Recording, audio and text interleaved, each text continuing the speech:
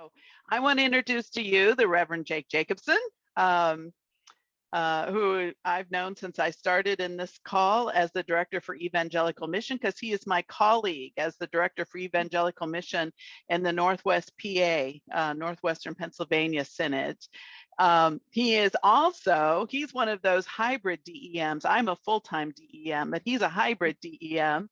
And sort of a couple of ways. He's an assistant to the bishop and a DEM, but he is also continues as a pastor of Grace Lutheran Church in Clarion, Pennsylvania, where he's been pastor for 38 years. So he knows something about longevity in a congregation, which I think is a really handy thing to know when you're talking about the sharing of faith stories.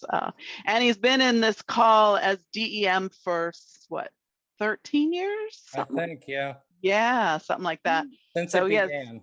He is now one of our senior DEMs. He is among DEMs one of the leading voices in our focus and our concern about evangelism in our congregations. He reminds us regularly that we are the directors for evangelical mission, but that the main focus of evangelical work is our people in congregations. Our trick is to convince people of that. I think that is our challenge because they tend to think that the focus for that work is in the pastors on the ground. So grandfather extraordinaire, artist, and ever so much more that we'll just let him tell you himself. He is also the author of the first thing that came out was a guide for congregations on missional strategies called Front Fortune, which was rooted in what we're going to be talking about today, but in the work that the congregation does in sharing its faith stories. And everything else comes out of that. Mission comes out of that. So if congregations have been struggling with mission, it might be because they're struggling a little bit with sharing their faith stories. And then he wrote a book a few years ago, which came out just around the time I was leading a workshop on evangelism, in which I said, one of the reasons that Lutherans are shy about sharing their faith stories is that they are struggling with their biblical literacy. Increasingly, Lutherans feel uncomfortable in their knowledge of the scriptures and Bible stories. And so we talk about pulling their faith out of Bible stories, and a lot of our people in the pews just don't even know those stories. So there's that. So he wrote Holy Talk. I forget what the subtitle is, Jake. An introduction to scripture for the occasionally biblically embarrassed. See? Whoa. See? Did I not say? Yeah. And so it came out at just the right time. So I toted that book around with me to my workshops. And then the most recent book is Rockin' the Front Porch, which just came out just this last year. And all of those are great resources. But we invited Jake to come and talk with us as part of the Vibrant Church Conference, which is, you will remember, primarily focused on equipping lay people.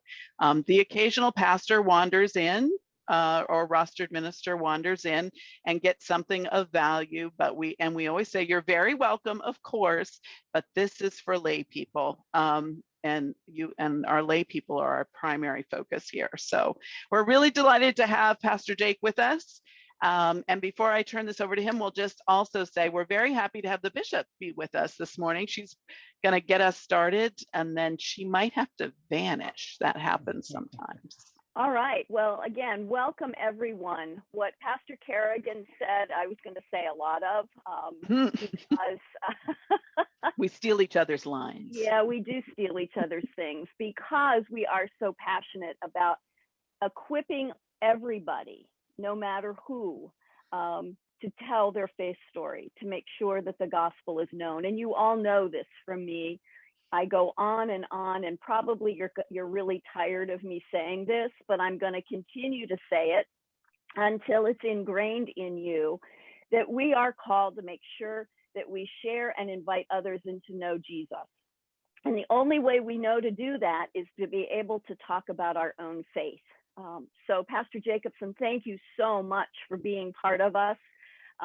We've kind of adopted you in this synod because what you do is really very relevant for all of us. And so thank you so much for spending your time with us today.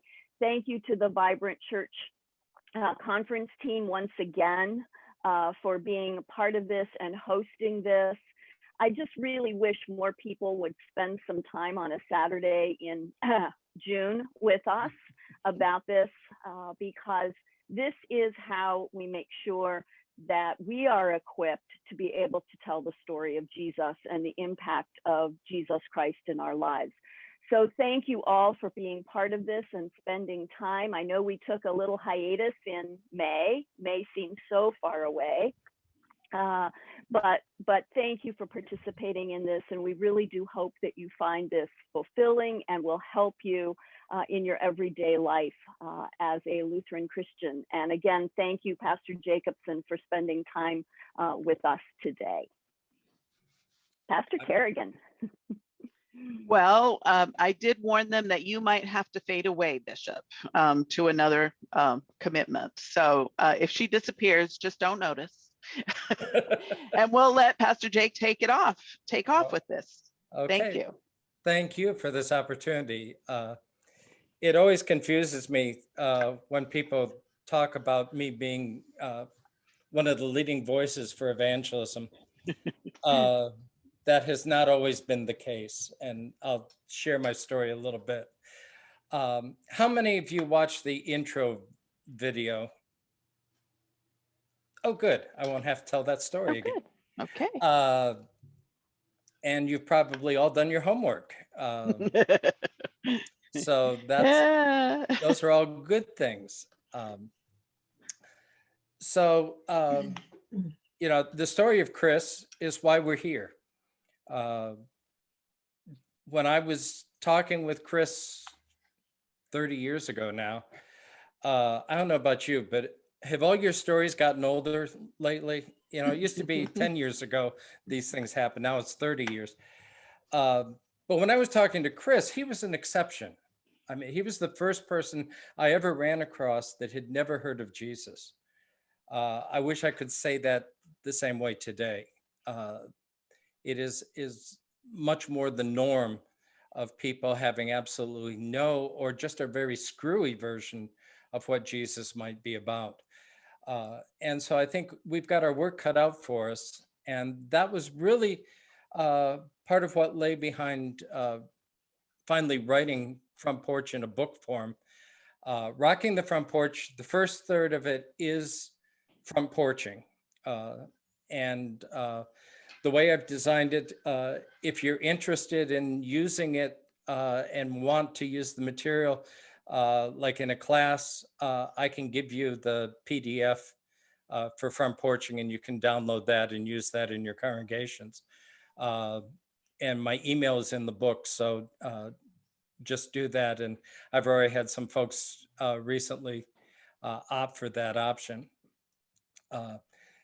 The second part is then looking at how one might use front porching in the life of a congregation.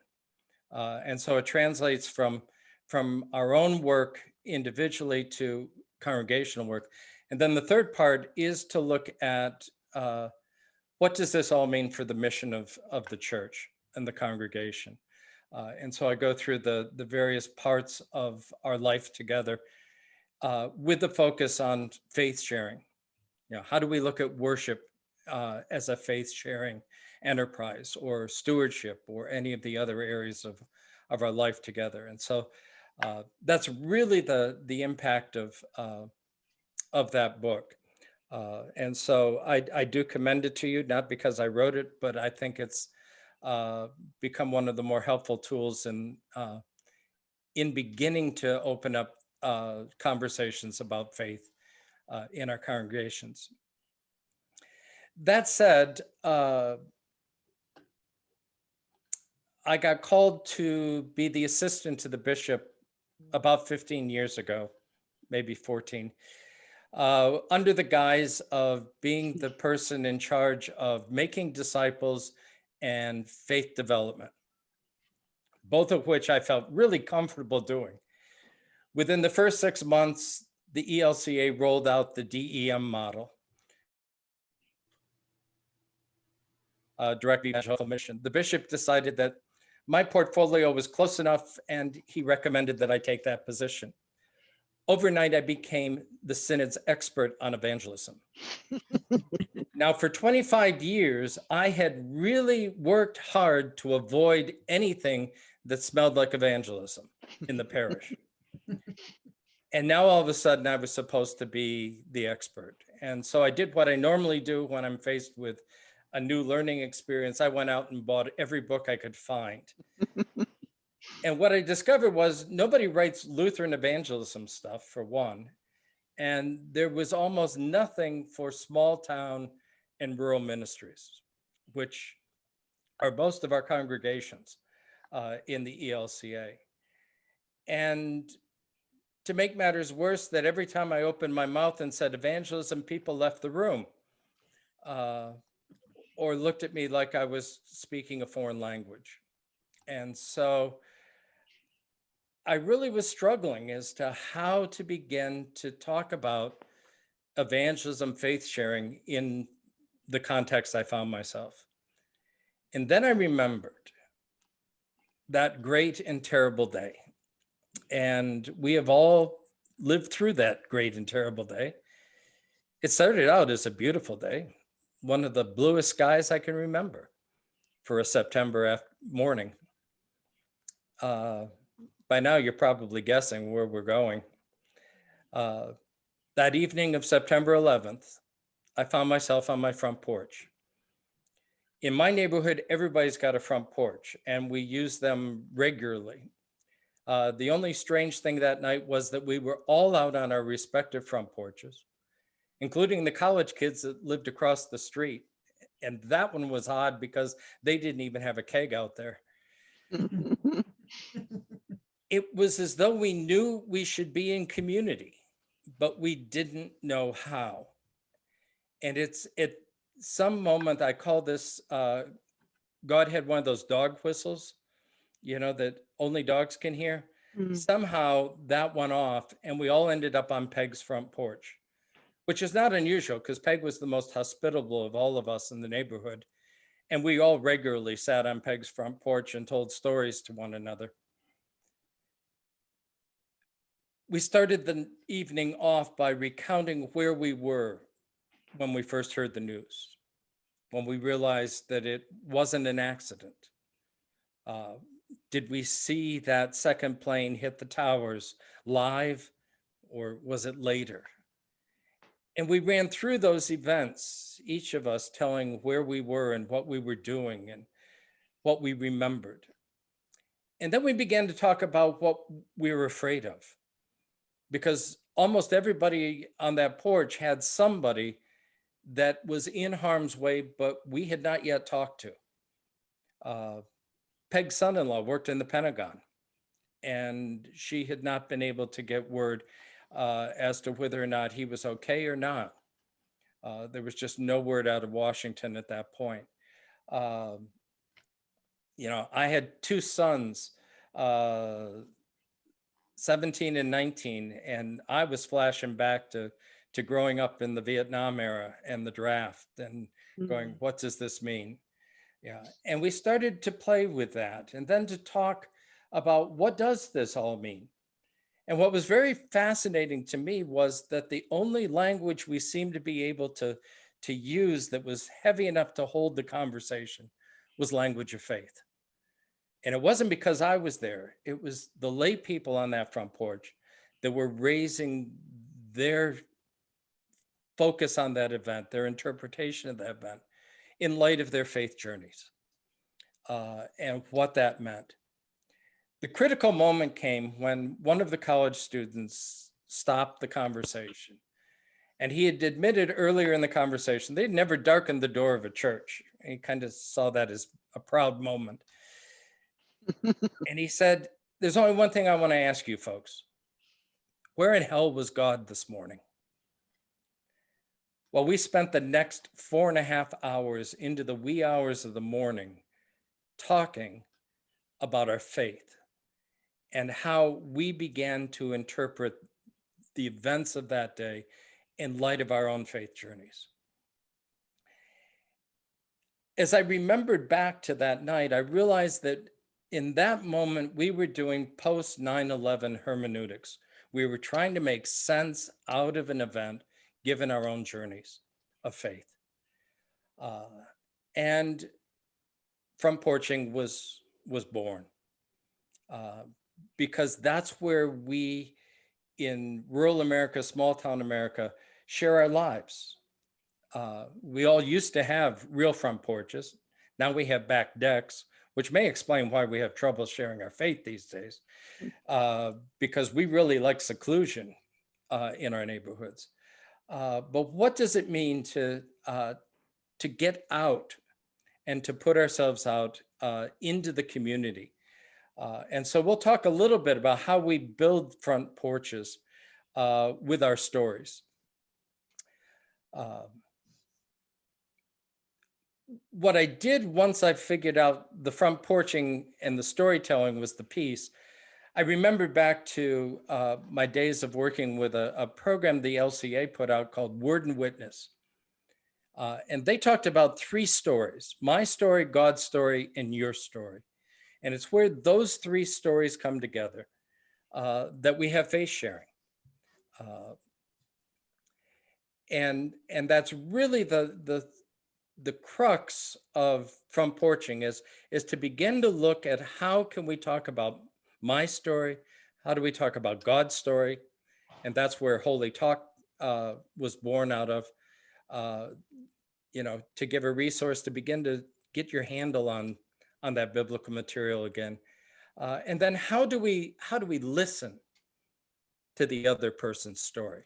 Mm-hmm. And that is as difficult as getting to speak. We won't get into that today, but I want to share a story. One of the exercises I do in the Your Story part is we do a listening exercise where I pair people up, and I usually pick the next coming holiday and say, talk to each other about what your plans are for summer vacation. Now, the trick is that the listener cannot speak. They can only listen. They can't ask questions. They just need to listen. I had done this for a number of years, and I was doing it in Pittsburgh one day with a group of about 150 people. And during the break after the exercise, this woman came up, probably 70s, early 80s, tears streaming down her face. And she said, "Thank you for that exercise. It was the first time in my life anybody listened to me." Wow. Yeah. Talk about what we take for granted, and so we need to practice. How do we listen to other people's stories as well? But the focus for this morning is going to be on our story. How do we begin to look at that? How do we begin to formulate that story together? One of the things I've discovered in my work is that evangelism is a very tense subject, especially for Lutherans. I won't ask which part, but for most of us, a part of the body tightens up when we hear that word. Mm-hmm. And so before I go any farther, what I'd like to do is the exercise I begin from porching with each time. And that's kind of a decompressing. And so, close your eyes if you like, relax, take some nice deep breaths. Yeah. It's okay if I hear you breathe, In a couple moments, I'm going to give you 3 words. And I'm going to ask you to pay attention to the first thing that comes to your mind. It may be another word. It may be a song, a hymn. It may be a piece of scripture. It may be a story, it may be a person. Whatever comes to mind first after hearing those three words, stay with it, and we'll sit with it for a couple minutes in silence. Couple more deep breaths.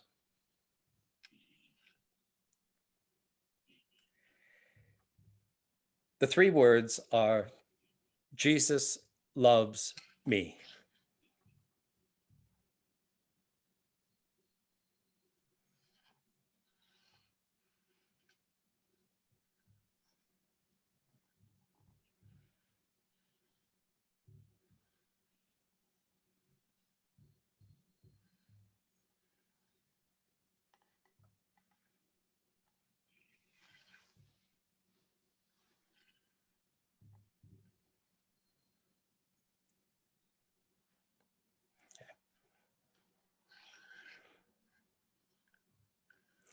Okay, I'm going to ask Katie to break you up into a small group. And what I'd like you to do is just share what that thing was that came to mind when you heard those three words, Jesus loves me. Okay. You're coming back.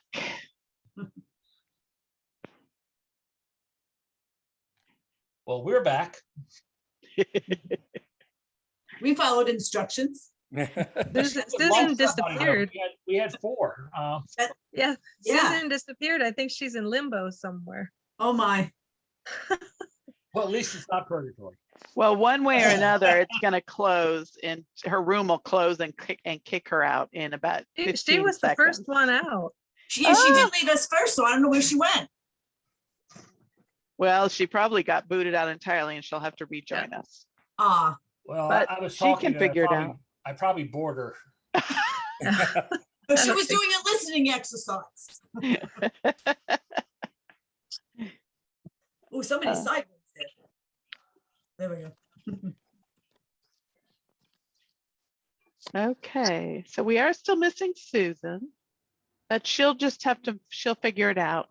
Yeah, she will. She's very adept at these things. I think everyone else is back.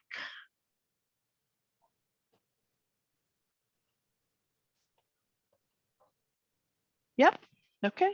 Okay. How did that go? Anybody have any reactions? Excruciating. Excruciating. Say more. It went well. Susan actually has a wonderful thought to share. Mine was very simple. When I hear Jesus loves me, I see Jesus standing with his arms stretched wide for a hug. So mine was like just a picture. So it was interesting how some people had a life experience. Some people flash back to their childhood and thoughts of what they learned. And I just had a picture. Mm-hmm. Yeah. Yeah, I think that's an important thing to focus. We all approach our faith differently. Our stories may be different. The times of our stories may be different. Some of us may have, when I do that, every time I intro it, the only thing that goes through my head is the song. That's what I said. But music is very important to me, and that's how I remember things. But we all do that. We all process the faith differently. And so it's important to recognize that we're going to see, hear, and appropriate that faith in different ways. So that was a good point, Patty. Any other reactions? Ahas or?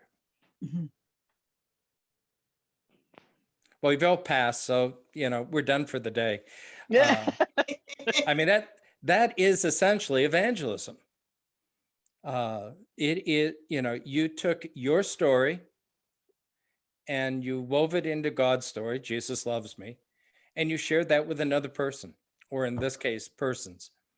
It's as simple as that.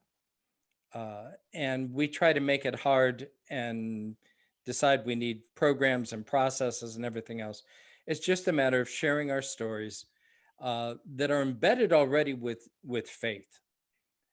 And part of our difficulty is that we don't always recognize that.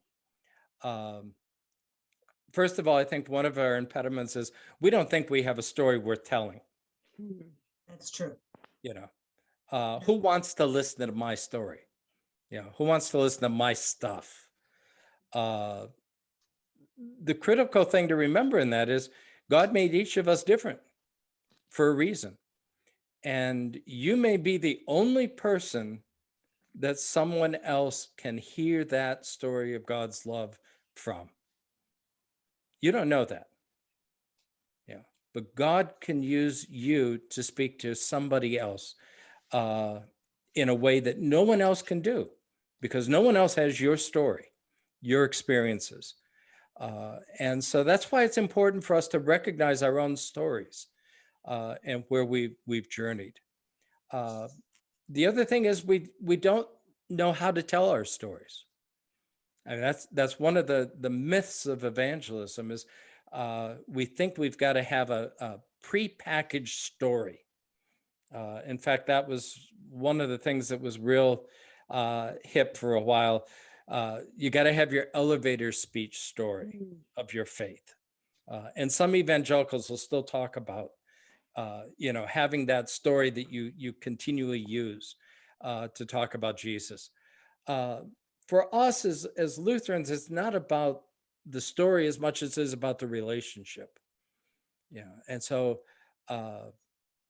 Katie and I were talking during your time about some of the horrendous visions of evangelism we all carry with us, and one of mine, because I decided I had to try it before I asked anybody else to, was cold calls, walking down the street, knocking on doors. That was the worst experience of my life. And I knew all the people I knocked on the doors because I'd been here for a while, and it was still intimidating. And I began to realize it really wasn't evangelism. I was just trying to get them to come to my church. Yeah. But we think we've got to have that put. Patty, you got a question? You just made me think of the streets of New York City with the Hare Krishnas and how they would just come up to everybody. And I would always think, how do they do that? Actually, that's fairly easy to do.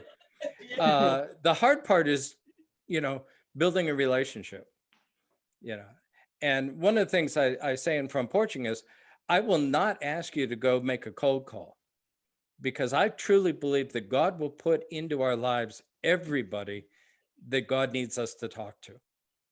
I still remember vividly a couple of years ago, I was picking up the overnight deposit bags at the bank across the street. And the teller wished me a good day, how's your day going? And I said, okay. I said, how about you? And she all but broke in tears. She said, my brother died this morning. Oh. In 10 minutes there at the counter, we talked about what she was going through. And that wasn't planned. That was not what I expected to do when I walked in the bank. But because I had been doing the work, it was fairly easy, to share my faith with this person who I knew sort of, but only in a exchange way. So my belief is, and the way Front Porching is designed is that this is something we use in the congregation to really help us continue to practice. I encourage the exercise to be used in every way you can, whether it's beginning of Bible studies, beginning of council meetings, in ladies groups, wherever, to begin to get comfortable, so that when God shows up with that other person and says, you need to talk to them, we're ready to do that. So how do we tell our story? And then the third piece is, we don't always recognize God's presence in the midst of our story. And that was part of what I was trying to get at with the exercise of the timeline. I thought it was kind of a no-brainer when I first encountered it, but really opens up some doors for us to begin to look at our lives in a different way. I don't know about you, but I had never been asked to look at my life, in any comprehensive way. And we tend to compartmentalize and episode our lives. There was our time when we were growing up and young adult, but we never sit down and go, oh, wow, this is where I've been.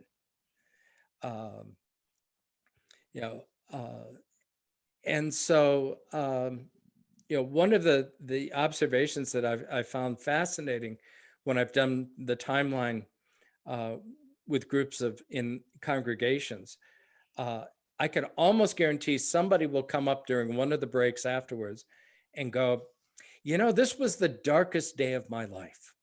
This was the darkest period of my life. I didn't think it could get any worse. But now that I look at my whole life, I realize if that event or that time hadn't happened, nothing else would have unfolded the way it did. And I don't want to give that stuff up. And so I don't know whether to graph this as a high or a low. Mhm. That's an incredible insight Mhm. into our lives. That there are some dark moments, but how that moment is changed and changes us isn't always a negative. There are critical periods in our lives that we're suddenly confronted with choices, and the choices we make or are led to make, change our whole direction. I look back at the DEM thing, and I'm still, I worked hard not to do evangelism. I really worked hard as a parish pastor, never to raise that subject. And look what God gave you to do. Yeah. It's like, bam, now you're it. God has an incredible sense of humor. And sometimes we just have to laugh when God does these crazy things with us. But how do we begin to look at that whole scope of our lives? The new piece that I threw in, and you're the first group I've ever asked to do this. So I'm kind of curious as to how it went, if you did it. When I ask you to go back and try to put a song with some of those times, what was that like? Those of you who might have done that. Were you able to do that, or yeah, okay. I found that the best part of the exercise, because there were songs that, and they weren't, many of them not religious songs, but they were songs that I always revert to in times of stress. And I knew they were favorite songs, but I hadn't realized that they really are points in it. I don't remember names of songs. So my challenge is I have to go on the internet and put in some of the verses to get the name of the song. You know the words, but not the title. Right. Right. Yeah. And forget the artist if it's, Yeah. They say that songs are are one of those pieces that we process almost indelibly. And they can, if we can recall that song, or we hear it on the radio or over the internet, or however we get our music these days, it can transport us back to that time period, that memory. And that's really why I was trying to get at that, just to help us get in touch with what was going on with our lives in those times. I'm a retired nurse, and part of what we did in the dementia unit was music is the last thing that people lose. Yep. And if you want to try and communicate with someone, music is how you do it. We've even had people who do not speak. A song would come on and they could sing Sing the it. song, Mhm. but they could not say good morning to you. Yeah. So it's amazing how our brains work with song. Mhm.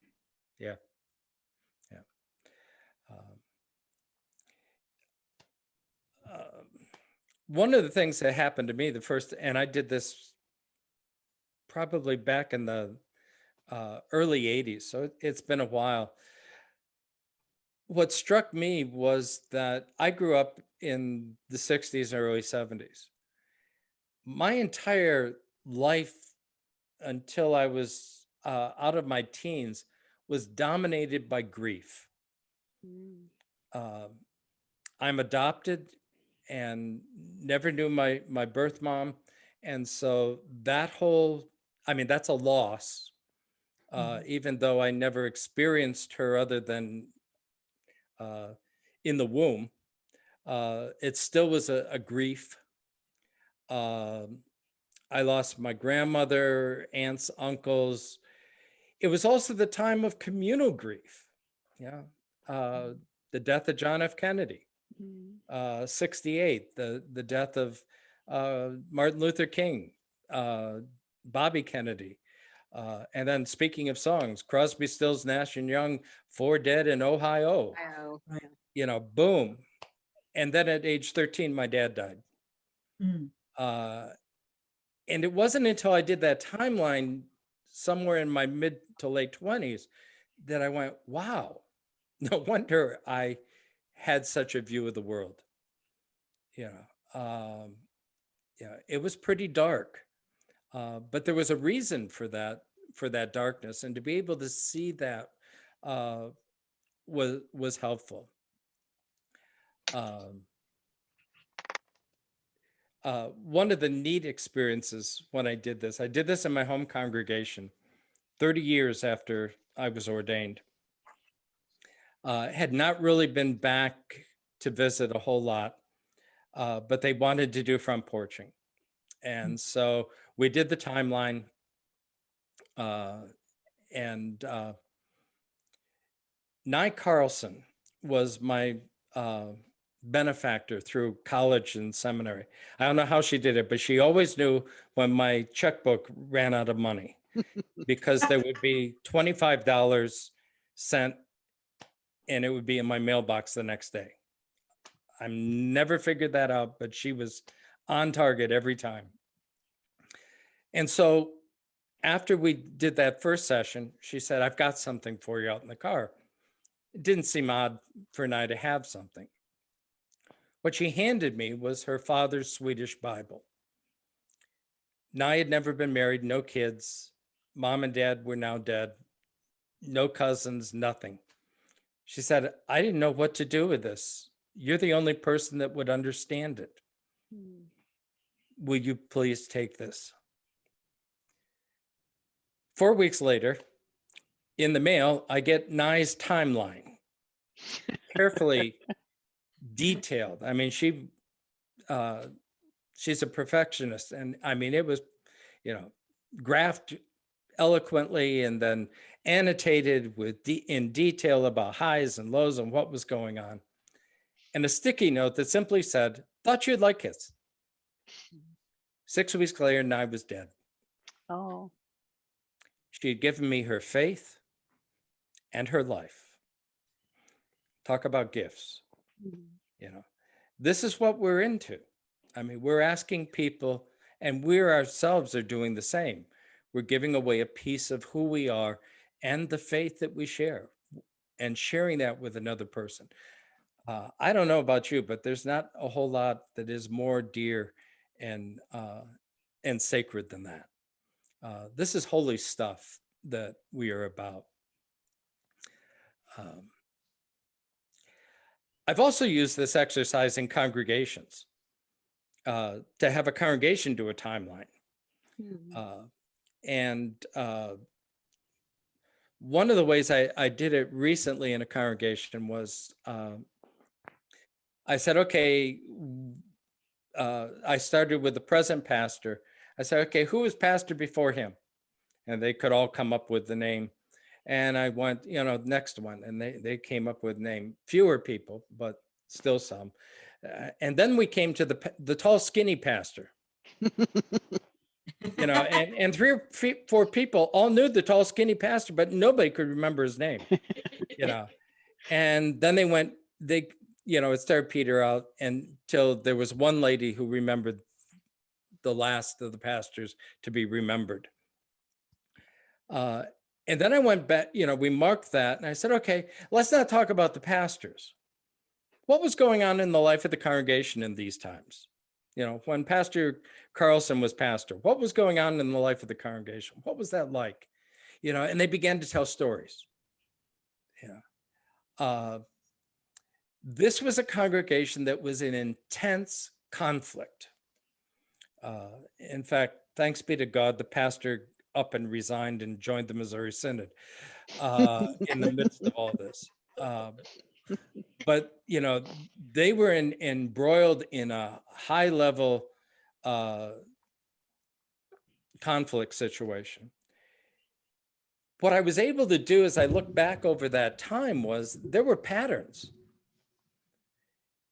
And every time they had a pastor that tried to take control, which is exactly what this pastor was doing, they got in conflict. And I pointed that out to them and they said, we never noticed that before. And that began to get them to think about calling the next pastor. And they've decided, instead of moving into the call process, to call an interim who's retired, is the epitome of the pastoral pastor. I mean, he's there to take care of them. And they know that is what they need now. They don't need somebody that's going to tell them what to do. They need somebody just to love them. And they were able to do that because they started to see, okay, this is who we are as a congregation. The other thing I noticed was they couldn't talk about finances. That was usually the point of conflict in all those situations, that the control and finance came together. And I pointed out that even in my time, whenever they talked about the treasurer's report, the decibel level in the meeting went up 2 levels. And they all kind of looked at each other, and that became kind of a joke for the remaining time I was there. Every time the treasurer would start, we kind of look around the room going, okay, how are the voices? Yeah. And it was a way of self-monitoring for them to recognize that they need to keep calm during these conversations, because this was a place that conflict can easily happen in the life of the congregation. So these stories and these exercises can do a whole lot more than just talk about evangelism. Whenever we start sharing our faith, it's amazing what we learn about each other. Mm. The next exercise I want to invite you to do, and we'll take some considerable time to do this. I call it the introduction. And what I'd like you to do is to envision meeting somebody, and in an instant that this is somebody you want to get to know better and to really become great friends. In order to do that, what are the 3 things that other person needs to know about you to really know who you are? Yeah, you may have more than 3, but I'd like you to think about 3 things that kind of define who you are, 3 events, 3 stories that define the critical you. And I'll share my 3 so you get kind of an idea of what I'm driving at.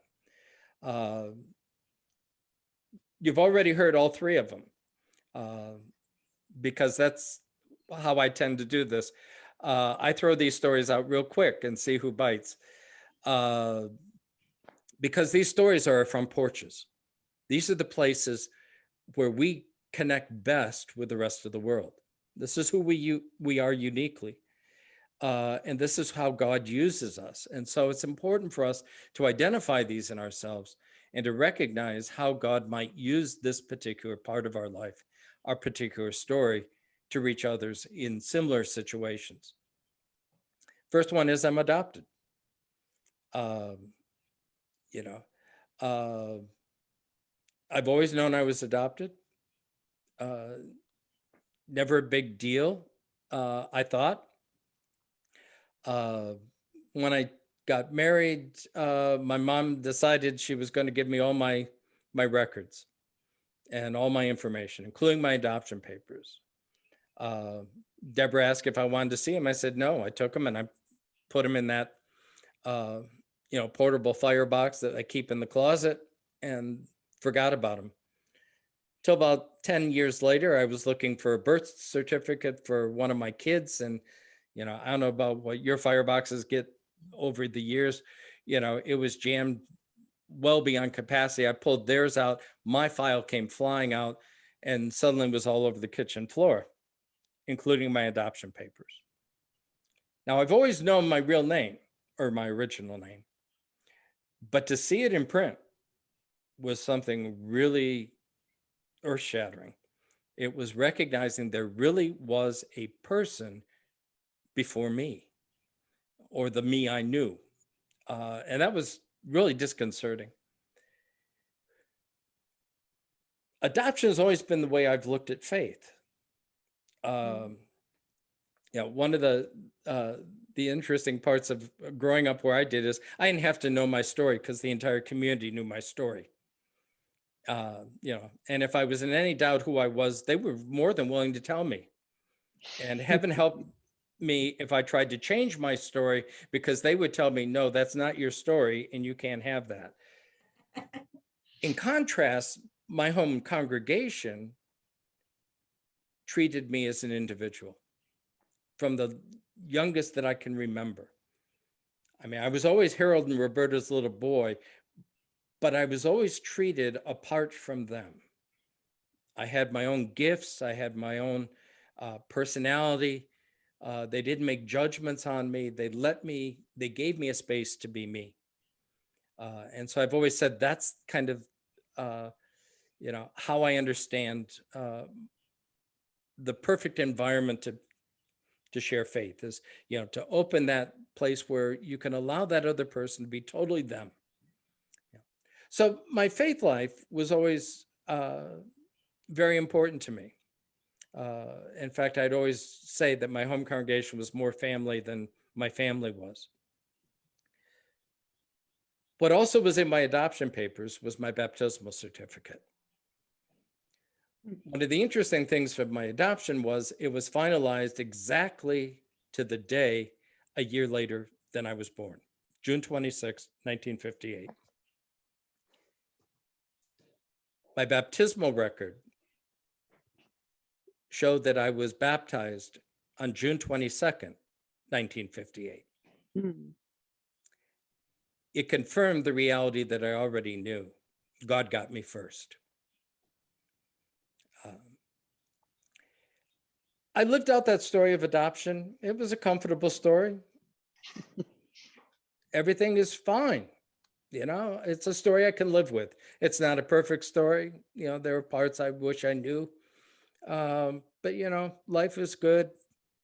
I had, a fairly good upbringing. My mother and I had our moments, especially after my dad died. But it was okay. I could live with it.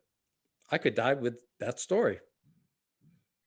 And then 2 years ago, I got goaded by one of my cousins to do Ancestry.com. She said, "Oh, Harold, it'll be great. You'll learn all kinds of stuff." Oh, yeah. There was never any thought of looking for anything. I said, "Martha, I'm not going to be on your family tree. What fun is it going to be?" And she said, "Oh, but you'll learn about your Swedishness," because that was one of the things I did know about my adopted parents, or about my my birth parents. Well, $90, I wasn't going to spit in the tube. They dropped the price to $50. I said, okay, I'll do it. And I was really torqued because I didn't come back Swedish. Wow. I I came back, my gene map that they gave me looks exactly like the 9th century Viking Empire. I stretch from Ireland to the Balkans across the northern part of Europe and Scandinavia. So I went, okay, I'm a Viking. I have no home. I don't know where I belong. End of story. And I filed away. I didn't do anything more with it. And then 9 months later, I'm sitting in the Synod office and my computer pings. It's a message from Ancestry.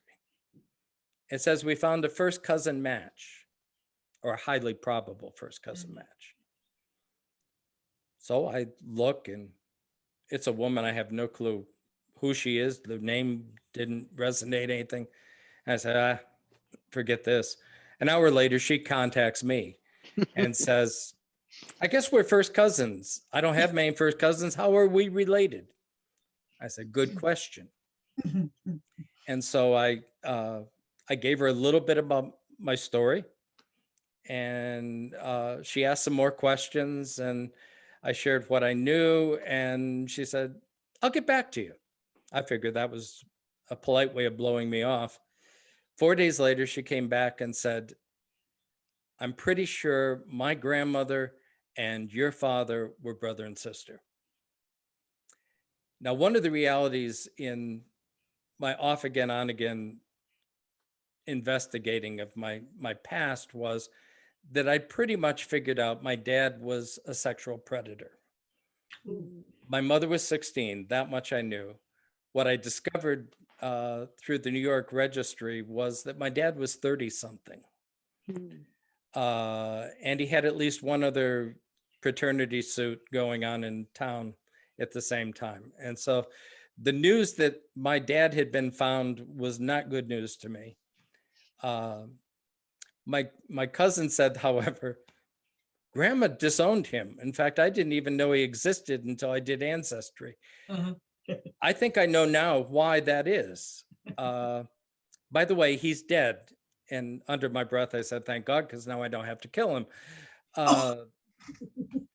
But she said, that's a dead end. And she sent me his obituary, read like my case notes. I said, yeah, that's him. She said, it's a dead end. Let's go find your mom. And I went, really? And so we began about a 3-month conversation, and I shared bits and pieces of stuff I'd picked up and got it to her. And she said, we finally tracked down an obituary that included 4 sisters. And she said, I think one of these is your mom. We nailed it down to 1. The obituary was so badly written that it misspelled her first and last name. In fact, the first name wasn't even right. Last name was misspelled. And my cousin said, I know that name. In fact, I've got a friend from high school, just inherited the body shop with that name, except it's spelled a little different in Medina, New York. Let me talk to him and see what I can find out, kind of surreptitiously. 3 days later, she calls me. This is the first time we've talked apart from texting. She said, I found your mom. The wild thing is that this friend whom she went to the senior prom with was my half brother. And he was more than forthcoming with information, enough that she was able to say, yeah, I think this is it. So I made contact. I wrote a note that simply said, my name is Harold Jacobson. For a brief period of time, I went by the name Kenny Meyer, 62657. If any of this means anything to you, you know the story. I don't want to mess up your family, but I need to let you know I'm okay. When my oldest son was born, I could not conceive of what you have been through.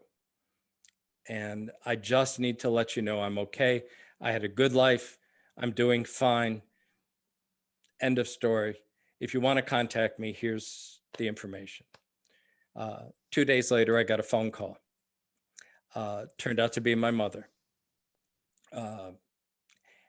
And she said, you know, the funny thing is, last week, I finally broke down and prayed. I don't need to find him, God. Just let me know he's okay. Yeah. I'm reworking my story. It's been an interesting journey for the last 2 years. We meet almost monthly. She's everything that I am, which blows all kinds of developmental theories out the window. And it's been fun. But talk about having to rethink your story, you know, and reprocess all that. So adoption's a big piece for me. It's also one of those places that I find resonates. I have yet to do a front porching episode where somebody hasn't come up and said, I'm adopted. I have adopted children, adopted grandchildren. When I did this in Ohio for the pastors conference, I had a woman come up and said, you know, my mother used to take in infants in those first few months. You know, our house would have 10, 15 infants at a time. Yeah, because part of my story is neither my mother or I know where I was for 9 months. Wow. We were both told a lie. She was told there was a couple waiting to adopt. I was told my mother tried to keep me. Neither of those stories are true. I was taken immediately after birth. She never saw me, never held me. And I just disappeared.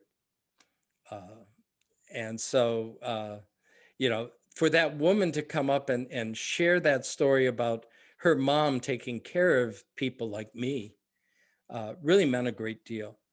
But we had a wonderful conversation about what that was like for her as a child in the midst of all these infants that were somebody else's, you know. And so that's, for me, one of my front porches, one of those places where my story connects. You know, the second piece is my dad died when I was 13. It's been an incredible touchstone as I've worked through the life of congregations. I realize that's one of those dark moments that God gifted me with, because it's enabled me to have an incredible ministry among the dying and the bereaving. I worked hospice for 20 years part-time. I couldn't have done that in the same way without that experience. It's also a credibility piece. You know, I began ministry at 26. Everybody assumed I didn't know anything about death or dying.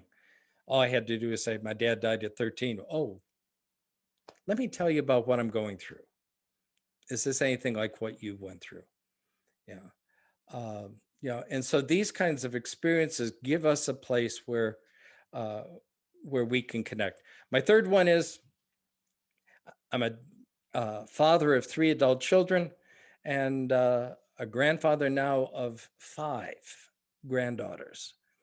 One of the things I learned very early in my ministry, I grew up, my mother used to introduce me. This is a great one. This is my son, Harold, though he's shy. Everywhere we went, that was what she would tell people. I grew up figuring I was shy. It wasn't until I went to do my clinical work that I picked up a book on shyness. I figured I better figure out how to live with this. Discovered I wasn't shy. I was socially handicapped. My mother talked for me until I was out of the house. And I never had an opportunity to learn how to talk with other people just in normal conversation. Yeah. And so I had to learn that in my first call, which I guess I still am in. And one of the things I discovered is that if I walked into somebody's house and I saw on the mantelpiece or the wall a picture of a child, all I had to do was say, oh, who's this? And I didn't have to say a word for the next 45 minutes because they were more than happy to tell me their story. Yeah. And so even something as simple as parent or grandparent is an incredible front porch at times. Yeah. My daughter just gave birth 3 weeks ago to twins. I never knew I had as many friends that had some kind of a twin thing, and everybody's telling me all about what it is to be twin. I've got 2 girls in the congregation that are twins, have now decided they're going to teach me all the tricks that twins know. And so communion has been a real adventure because one wears glasses, one doesn't, except when they come to church, they choose to go the other direction, just to screw pastor up, these kind of things. So those are my 3. And what I'd like you to do is take a couple minutes. We'll let Katie get her thing together and send you off.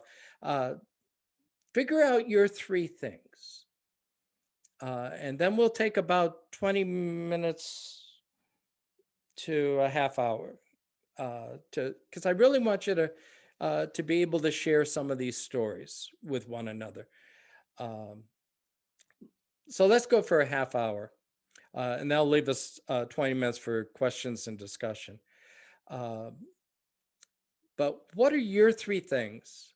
And you don't have to explain why they are. This is who I am, and these are important pieces of who I am. And how I see myself. And because I want you to know who I am, these are things you need to know about me. Okay. So let's take a couple of minutes before we break. And then I'll just have Katie send you off into your groups. Any questions about this? Okay. Welcome back, everybody. Hi. Hey, Glad to be here.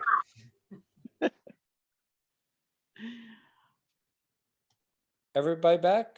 I think so, yes. Okay. That's right. The bishop was number 12.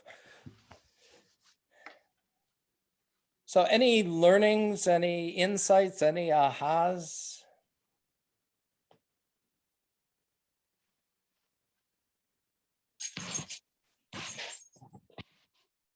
You know what? It was easier in small groups Easier than what? than now. Oh, okay. Ah, But I like hearing people's stories. Mm-hmm. apparently, I like telling stories because I think I talk too much. I thought it was interesting how when you're listening to someone else's story and they say something that resonates, my first impulse was jump in and tell them your story right here. yes. Yeah. And the way we were doing it, taking turns, it was a lesson that it's like, no, You gotta listen sometimes. sit back and listen to the story until the end. And Yeah. that's, I think that was important, and it was a good lesson. Well, I was struck with how much we all had in common. I was Things just that going to we- say that. Yeah, when we started talking about it, it's like, hey, that's me. Yeah. I understand that. I've done 3 of that. us were brought up Catholic. Wow. Ah, Yeah. And that right there gave us common ground to talk about. right, there's a front porch right there. Yeah. Yeah. I mean, I laugh about the nuns, but they were phenomenal women. I tell you, they really were when you get right down to it. I had scary nuns. Scary. But you know what? Scary. That's a pretense. They're not really scary when you get to know them. Oh. Well, see, I went in- on. It goes with it. I went into one nun and I was studying for my first Holy Communion, and her name was Sister Cecil. So when I go in and tell her my name is Patty May, she goes, "No, young lady, your name is Patricia." I was like, okay. And then she said to me, "Do you have a brother by the name of John?" And I was like, oh man, I'm dead meat now. And I said, yes. Now, Brother John was 17 years older than I am. Ooh. He had him and he was bad. Oh, So that wasn't good for me. Now, see, part of my story is that the home for unwed mothers that my mom had me in was Father Baker in Buffalo. Hmm. And so I have this strange, it took me a long time to figure that out, but I have this strange affinity to nuns in habits. Huh. And it's, it's one of these almost automatic connections. You might have been cradled or held by a nun in a habit. Yeah. I mean, That was your comfort, those may have been my mother's for that first 9 months. right? Yeah. But the And shocking.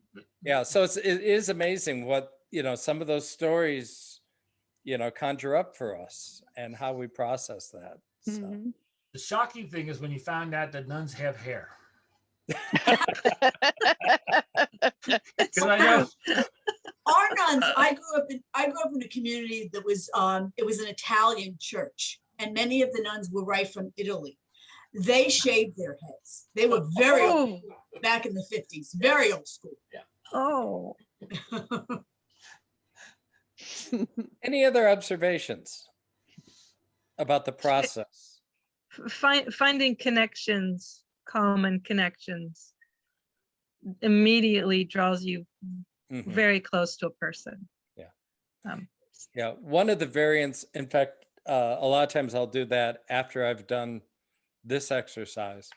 I'll have people pair up and I said, just talk, let the conversation go wherever it wants to go, but stop when you find one of those moments where you connect, and stay with that for a period of time.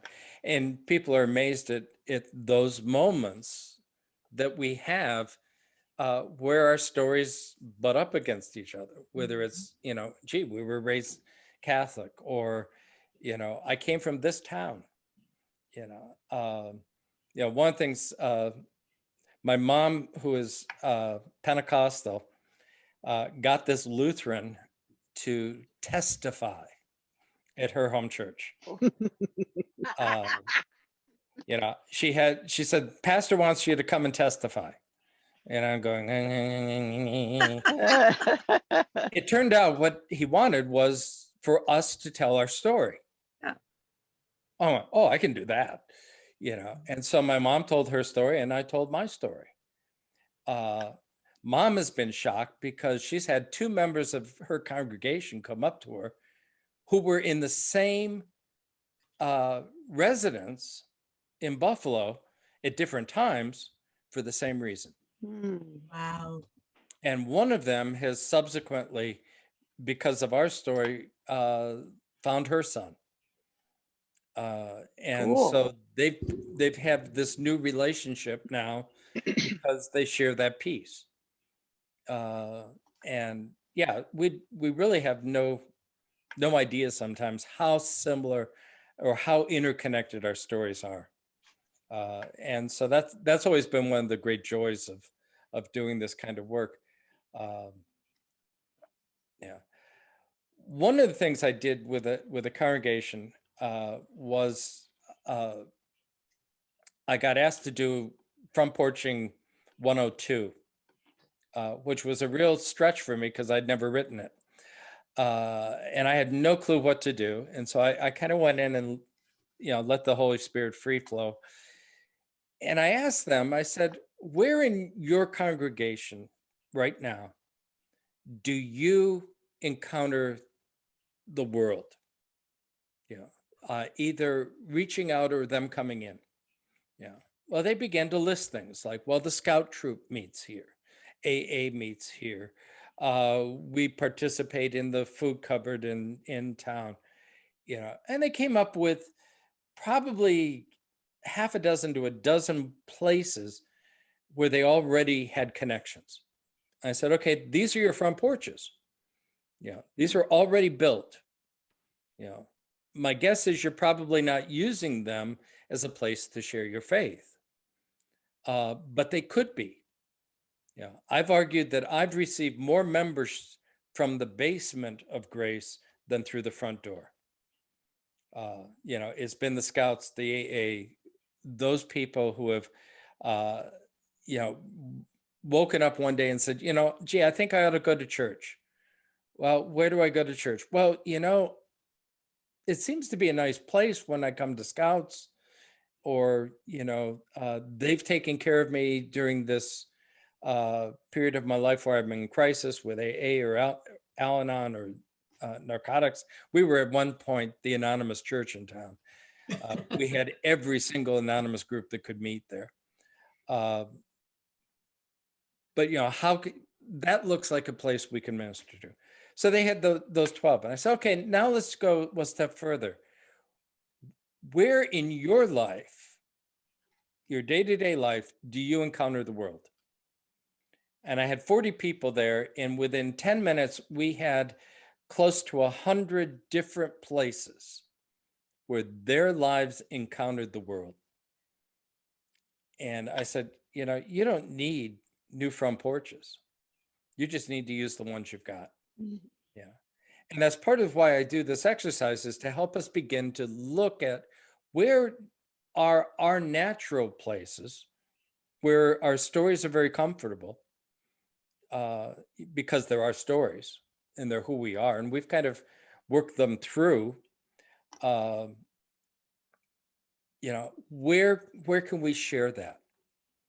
You know, one of the things my mom and I talk about a lot these days is how many times we get dragged into telling our story.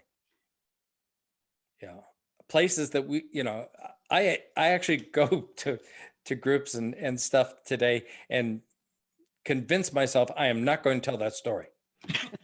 I've had it. I'm just not going to tell that story, and somebody will drag it out. Yeah, I've got, I do spiritual direction, and one of my directees is a Monsignor in the community next door. And part of our ritual is I go there for lunch and meet with and have lunch with the staff, and then we do spiritual direction afterwards. I wasn't planning on telling the story, but there was a new priest at the parish, and one of the staff members says, "Oh, Jake, you got to tell Father so-and-so your story."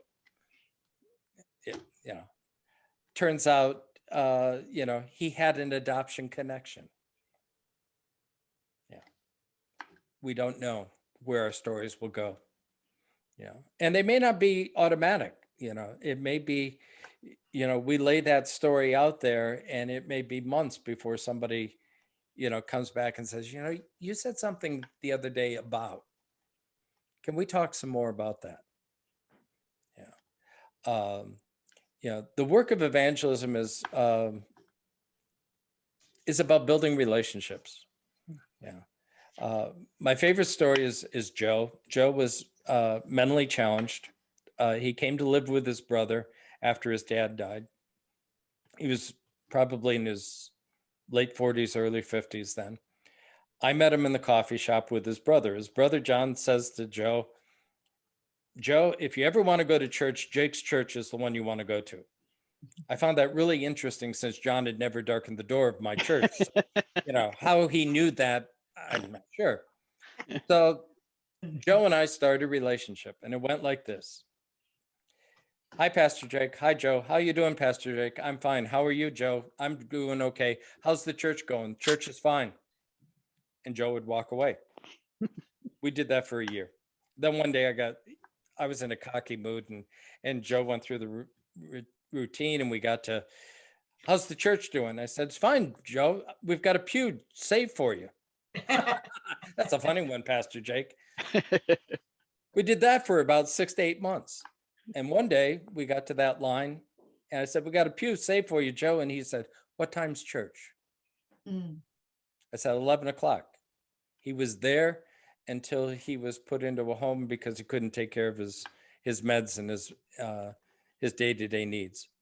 Every Sunday he was in church. You know, it took 3.5 years of building that relationship. You know, we never know how long that's going to take.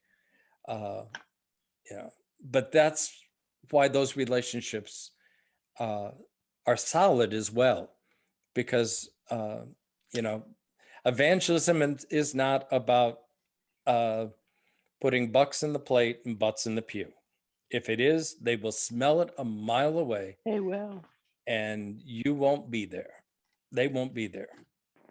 You can have the glitziest program in the world, and if they think you're trying to take them, that's it. Oh. We have to be authentic. We have to be honest. So, a couple last thoughts, and then I want to leave you some time for questions. This is an ongoing process of developing our stories. An exercise I find really helpful to intentionally do this is Ignatius created a process centuries ago called the examine.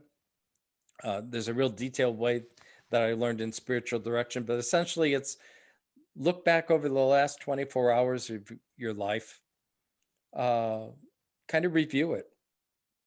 What happened? What did I do? And where was God? Where wasn't God?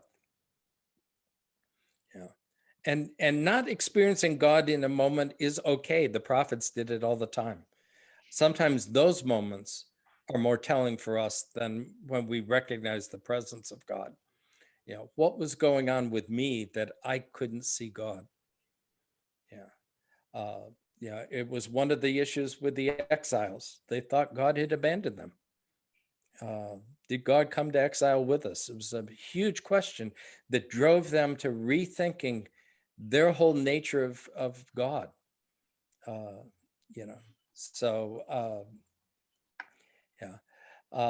last piece is one of the exercises I do with congregation councils, because when I go into a situation, I'm the highest ranking prayer in the group because I'm the assistant to the bishop.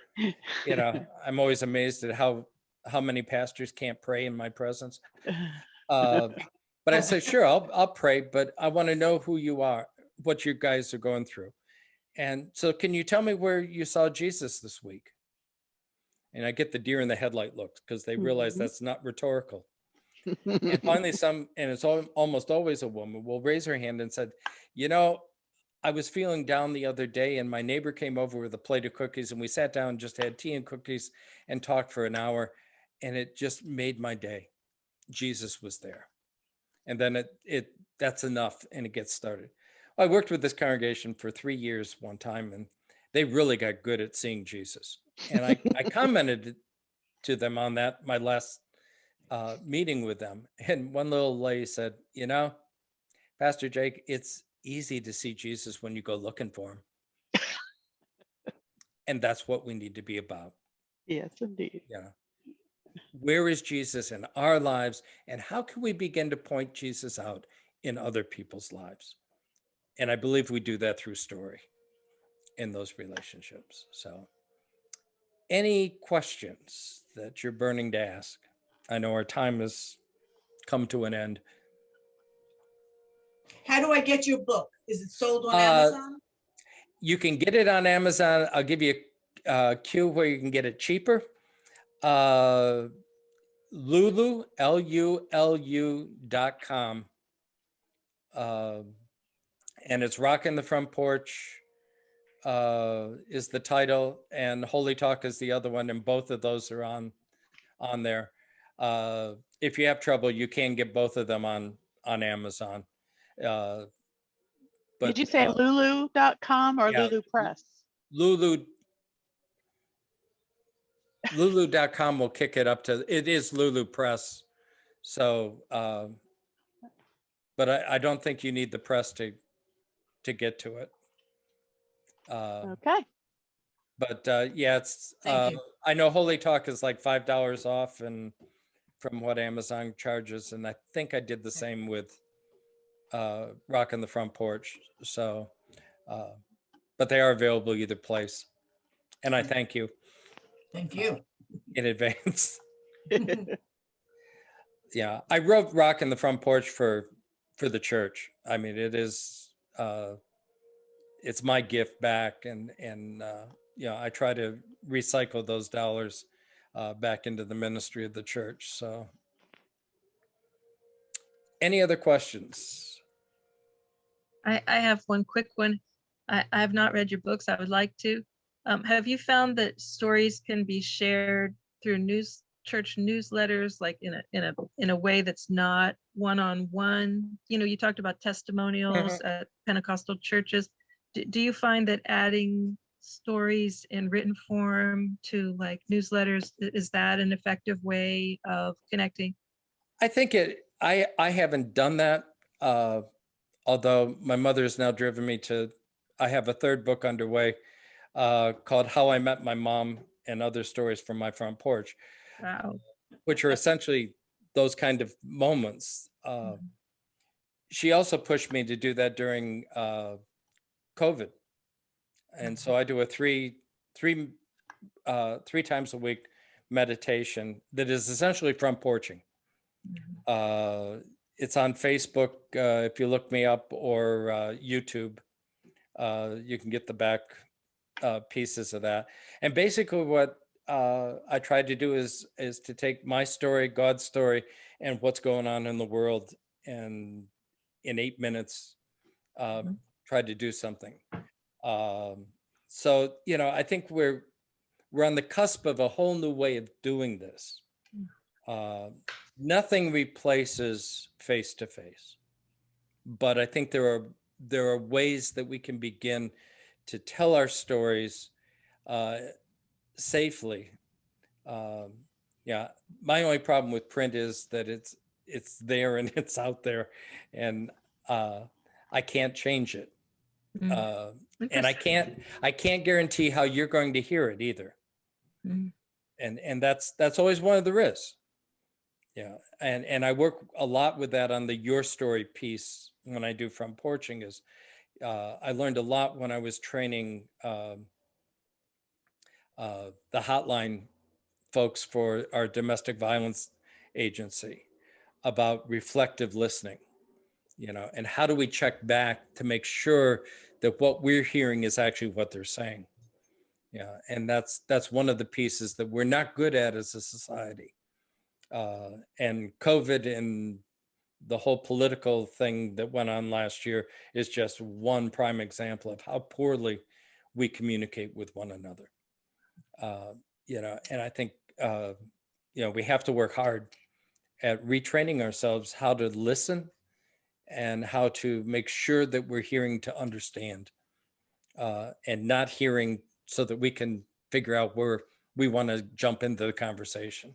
Yes. So thank you so much for being a great group, and I will keep you in my prayers and the work you're doing. Thank you very much, Pastor Jake. You're welcome. Thank you so much. I want to just point out that we have two upcoming Vibrant Church conferences coming up this summer. Susan and Donna are doing one on creation, care, and community in July. We're really looking forward to that. And then Pastor Michael Oakley is going to lead one on community gardens, kind of a subset of creation, care, and community, but focusing primarily on community gardens and keeping the community, or really emphasizing the community and community gardens. That will be in August. And then I think in September, we have Pastor Richard Freudenberger is going to do one on dinner church, just to kind of change things up just a little bit. So look for those, register for them if those interest you. Thank you to Susan and Donna for stepping up to do the one on creation care. It's going to be awesome. And I look forward to seeing at least some of you next month. Have a great day, everybody. Thank you. You too. Bye-bye. Bye-bye.